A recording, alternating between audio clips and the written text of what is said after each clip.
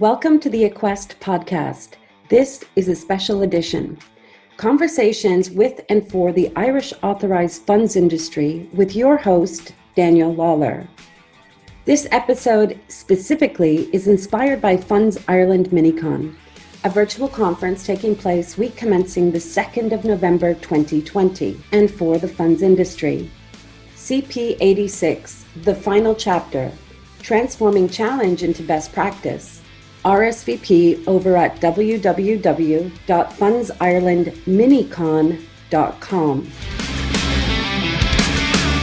Hello podcast listeners and welcome to the Aquest Podcast with me, Danny Lawler. If you're new to the Aquest Podcast, do hit the subscribe button on your preferred podcast provider so that you are kept up to date as and when new podcasts drop from Aquest. So this is part of our Funds Ireland MiniCon series, which is taking place, the Funds Ireland MiniCon, on CP86, first week of November.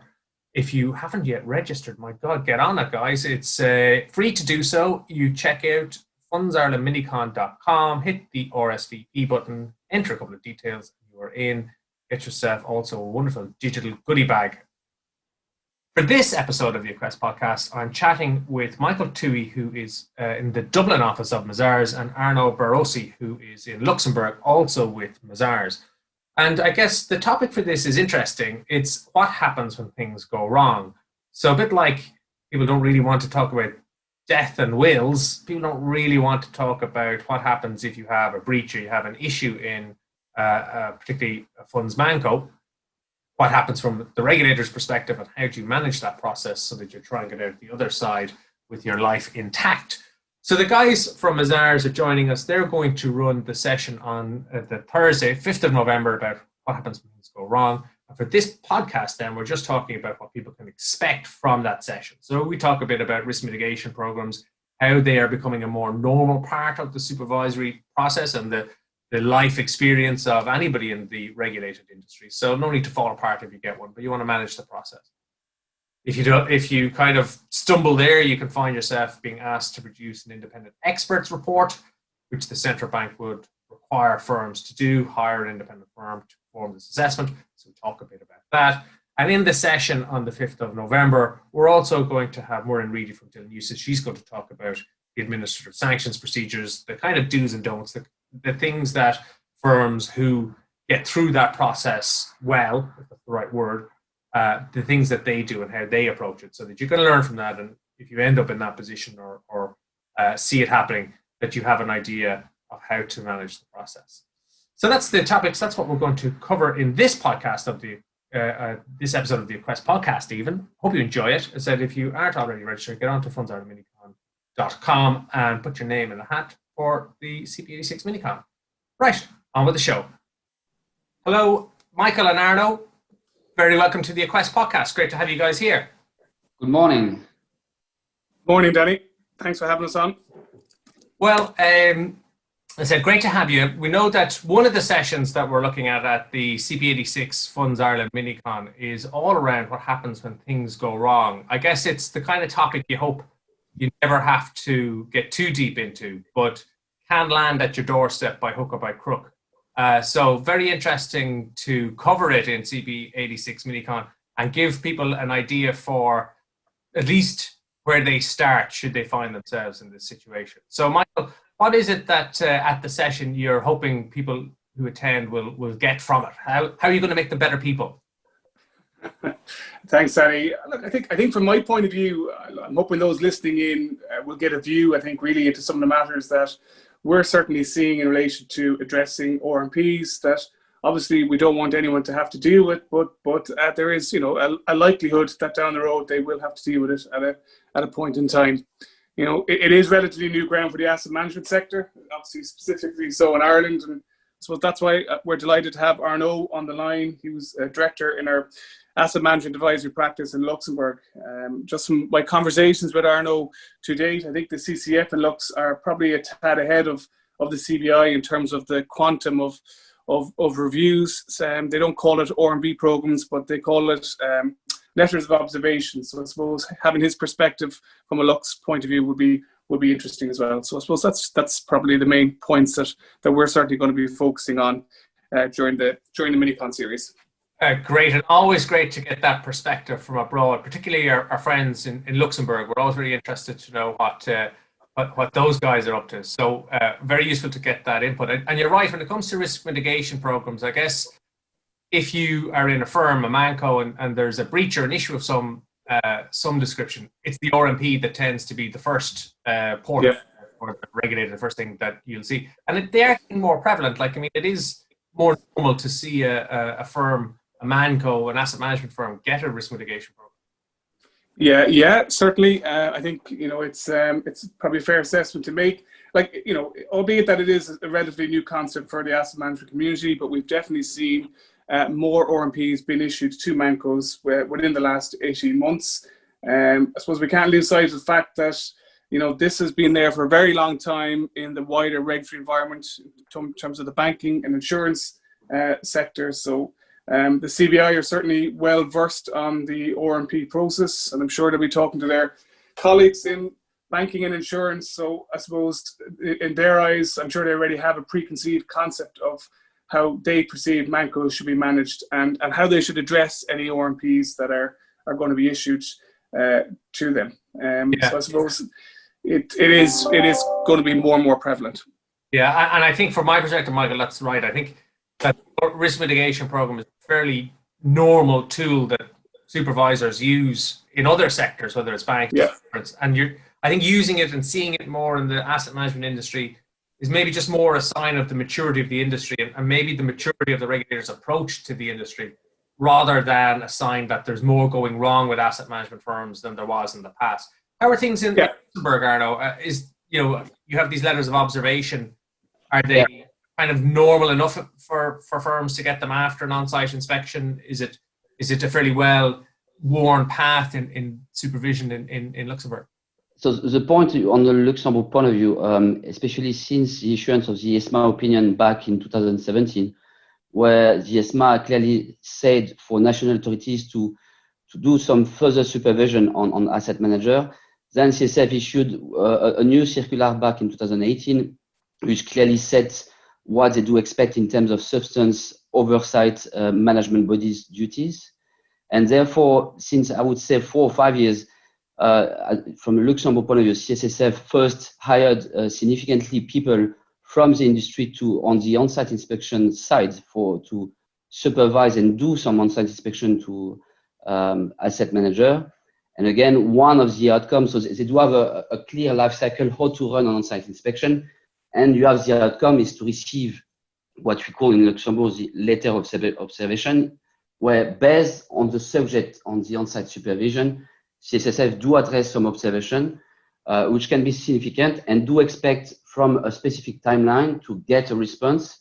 And one of the key elements is to have a proper remediation plan. The point is maybe some actors or market players sometimes do not understand the impact that could be to answer to this type of letter and have a proper remediation that could be supervised and should be supervised by especially the board to make sure that you clearly implement what CSF expects. Yeah, absolutely. And you make a great point there about ESMA, because we're certainly seeing of the two things that's on ESMA's mandate that really affect us, which is completion of the single rule book and then supervisory convergence. The single rule book work is, they've gone a long way down that path post-crisis, and there is really a focus on supervisory convergence. So you can see and anticipate that like things like the ESMA Brexit opinions, but then how they look at how regulators supervise. So it's probably across the union that you're seeing supervisory teams in regulators being beefed up and more expected of how regulators interact with and supervise firms. Michael, I guess we'll probably look a bit at the practicalities of a risk mitigation program and the steps involved and how it works when you have an engagement with the regulator during the session at MiniCon. Yeah, we will. I suppose it's important to take it in context. I mean, for other industries, I wouldn't say it's business as usual, but it's not a very strange concept to have an ORMP coming out of a PRISM review or a number of ORMPs. I think the tone of the letter from the CBI is important as well, and so is obviously the nature of those specific ORMPs. We're clear it's ORMPs. It's not. we're not going down the road of sanctions or anything like that at a point in time, but certainly it's vitally important that they are addressed adequately, because obviously, I know Mirren is doing a session on enforcement and the sanctioning process, but obviously the manner in which a ManCo will deal with an ORMP is a very important point that needs to be addressed. Absolutely, and as you say, Michael, there are easier ORMPs and harder ORMPs. Yeah. Like on our side, when we work with clients, if they're getting ready for an engagement, we're kind of saying, well, you probably get one, but what you want to make sure is that you're prepped and you do your best so that you get one that's more straightforward and easier to comply with, rather than one that is going to really take you to the pin in terms of expenses and time and effort to get the ORMP sorted, because you don't want to do a poor job on addressing your risk mitigation program. Yeah, no, exactly. And I suppose, you've seen to avoid situations where you have an ORMP, you've sought to address it, you've responded to the CBI, and it follows on with an additional ORMP because you haven't appropriately addressed the first one. So that is an issue, and it probably brings you to greater problems down the road. But I suppose that the ORMP process, from the central bank's point, is really tried and trusted. They're looking at risks at a medium to high range. They suppose they construct an action to address or reduce the risk, and an ORMP is given a deadline, which varies. I think that the longest ORMP deadline I've seen is 12 months. Some are 3 months, probably 6 months is the average. Those ORMPs they're sent to the firms. They're required to provide the CBI then with appropriate information to allow the CBI to make that assessment that it has been addressed. And obviously, if the ORMP has been addressed, the action is closed. But as I said earlier, if it's not addressed, you're getting into a further ORMP. And I suppose that brings you additional potential problems down the line in terms of, those independent experts report and, additional costs and additional time on the part of the ManCo potentially. Absolutely. And I think we're going to touch on independent expert reports. Yeah. But Arnaud, on your side of the fence, in Luxembourg, do you find something similar, that the letters of observation there are degrees by which they are pushy on firms? Like you might have seen where the observations are pretty straightforward to address. There's others, they're quite hard. We do not see in this type of letter, let's say a risk management process in light of what CSF expect, or in light of the observations they do mention. Maybe the wordings that can be used in some letter can lead to understand that CSSF expect really a clear remediation within a short time frame, and should make understand to the investment manager who do receive the letter that within a time period they should clearly provide the relevant resources to be compliant with a specific regulation. But no, the letter do not within the letter you do not have really a set of high, medium, or low risk. But if you read the document itself and the overall outcome, you may understand that it could be significant in light of Luxembourg regulatory authorities. By the way, some market players received, outside of the observation letter, a cover letter where now, and since 2 or 3 years, where CSF said, by the way, in light of our on-site inspection that occurred 6 months ago, and based on our outcome, we believe that we may find your organization in light of this law, and they can provide already kind of amount, and can be based also on what the investment manager in the response and the remedial plan, whether CSF may analyze whether it will be robust enough, and can lead also to be published on CSF website.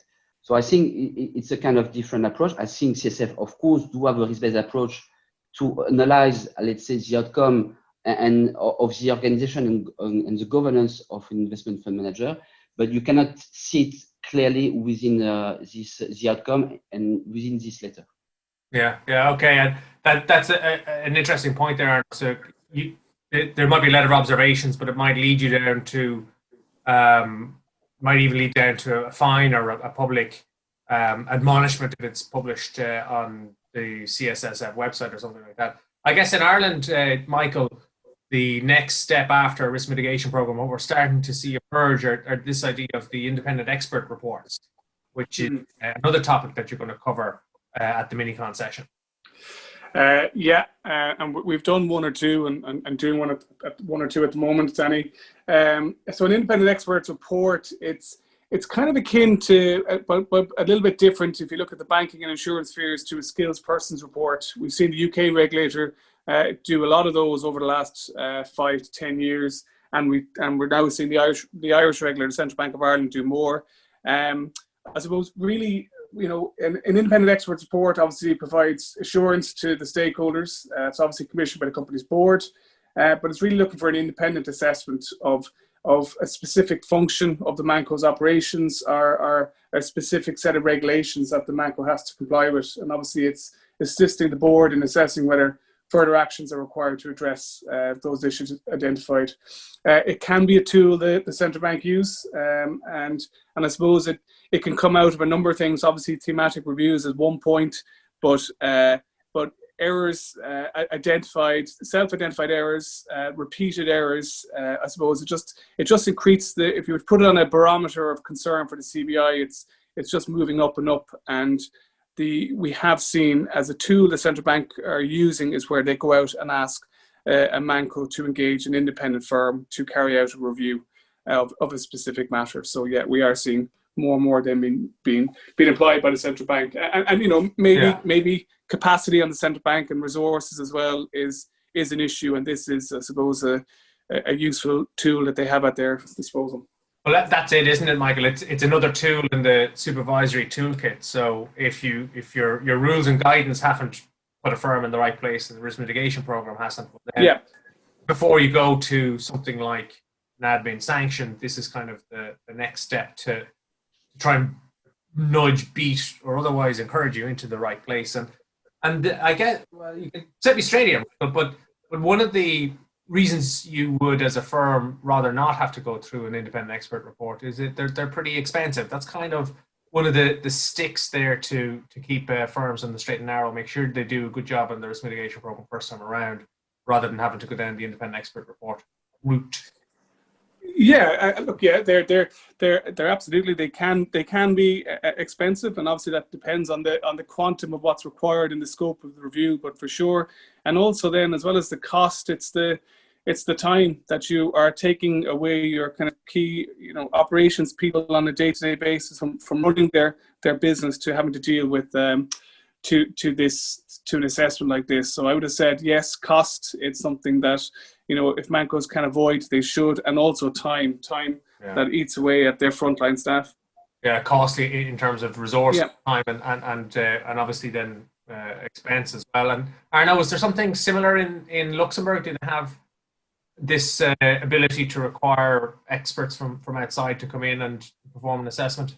Yes, it is. In fact, by the Luxembourg law, the Luxembourg regulatory authorities do have this capacity to request from the asset manager, or let's say any financial institution, to use an external expert to carry on, let's say, a dedicated, let's say, analysis or with regard to a specific scope.